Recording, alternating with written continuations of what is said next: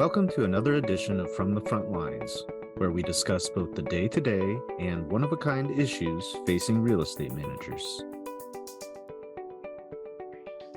In this episode, Ted Thurn, Senior Director of Government Affairs at IREM, talks to Kevin Logue, CPM, and David Barrett, CPM, ARM, Chair and Vice Chair of the Advocacy Committee, about the key issues that IREM members discuss with lawmakers and their staff at Advocacy Impact Day in Washington, D.C. in March.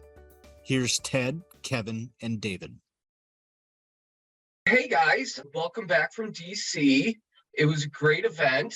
So Kevin, for those of us who might not be familiar with Advocacy Impact Day, could you provide a short overview of the event and the objectives of us and IREM going to DC?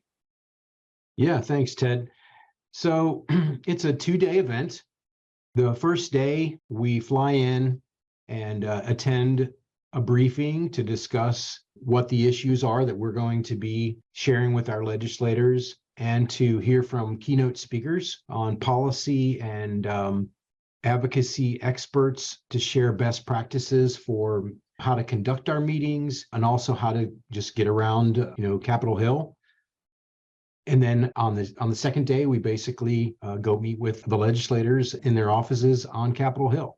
Yeah, it's a pretty quick, short turnaround, like a day and a half of meeting with legislators, try to get in and out as fast as we can sometimes.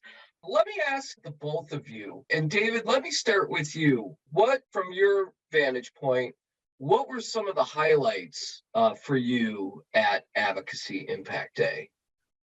Well, I always enjoy going to DC, and it's always good to get together with our fellow IREM members and network and talk to them. So that's always, with any IREM event, a highlight. Certainly, DC is a very nice city, majestic with the monuments and the Capitol building and other buildings there. I really enjoy meeting with the members of the legislature. I had a coffee with Senator Maggie Hassan from New Hampshire, and I enjoyed meeting her. She was very engaged, and it's very rewarding to meet your legislators and their staff. Their staff is very knowledgeable. You don't always get to meet with the legislator themselves, but their staff are also very knowledgeable. So it's good to talk with them about issues. So I really enjoyed the event. I thought all of the speakers at the briefing did a really nice job laying it out, the logistics, but I enjoy being with my fellow IREM members. Thanks, David. And what about you, Kevin? What were some of the highlights for you during Advocacy Impact Day? Well, kind of echo all of what David said, but I would say the highlight for me was probably for day one was the economic outlook that we got from the briefing. I thought that was really interesting, and I learned a lot, got a lot of information out of that. And just getting to spend time with David and you and the other members is always a highlight. But for me, just being in DC is just really cool.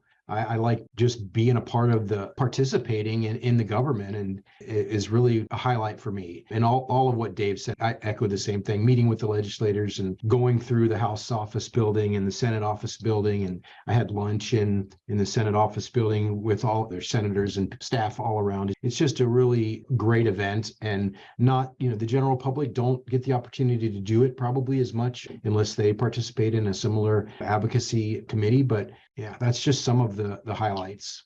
Yeah, I think for me, it's always inspiring to walk the halls of Congress and meeting legislators. When we were walking down the hallway, Mitt Romney passed right by us. So it's just, those kind of things are also cool. And just being part of the legislative process, I think, is always a great experience.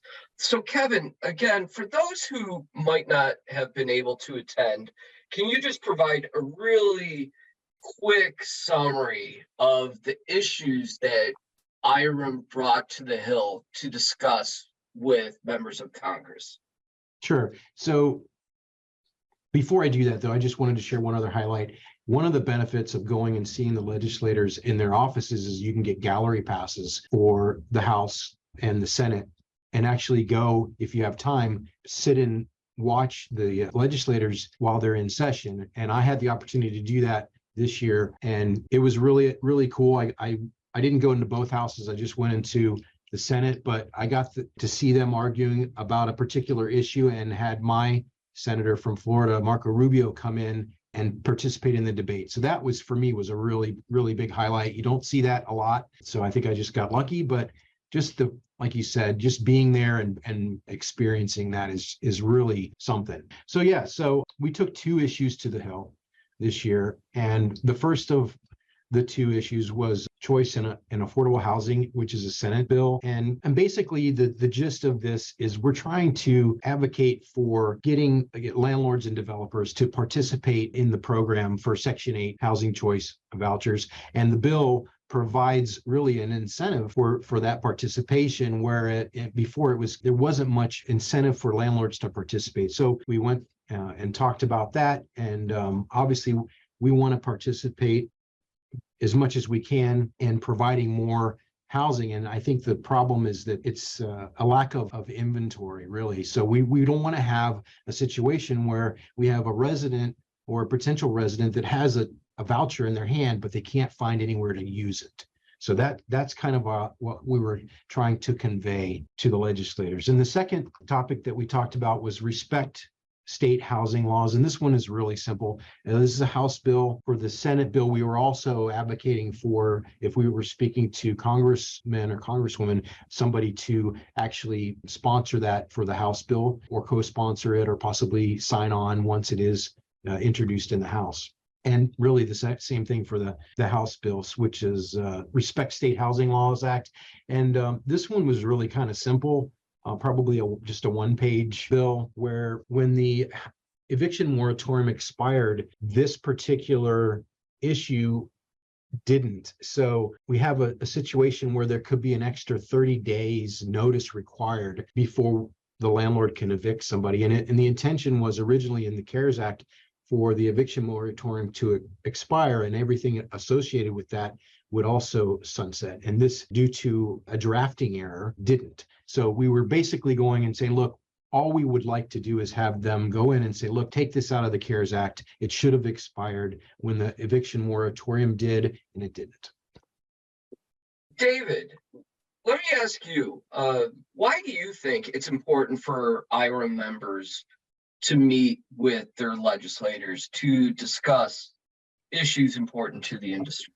Well, IREM has a long history of going to Capitol Hill and making an impact on legislation that affects our industry either positively or negatively.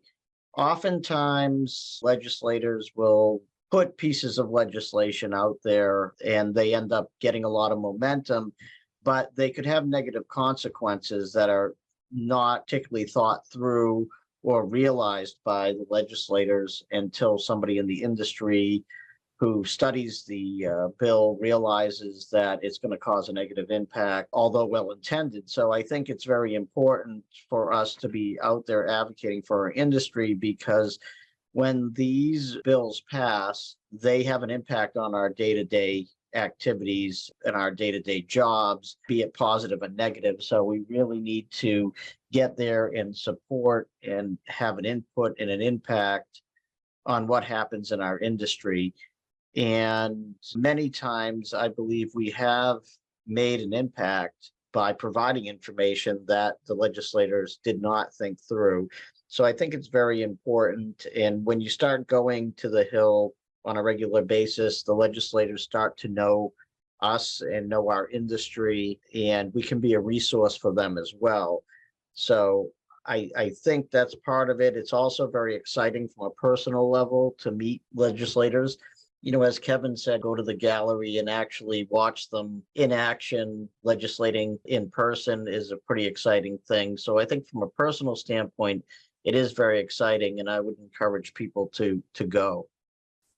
Yeah, and that kind of leads me into my next question for you, David, talking about building relationships with legislators at all levels, right? At the federal level, at the state level, at the local level. This is why we need to build relationships and talk about these issues. But as our vice chair for advocacy, what are some of the legislative trends that you're seeing affecting the property management industry, either at the federal or state, like I said, federal or state level, good or bad? So what trends are you seeing out there?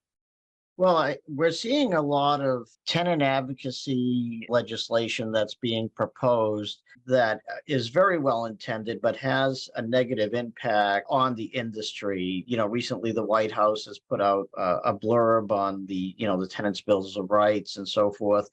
And rent control is happening in many states. Some states have already adopted it. It's being proposed in many others.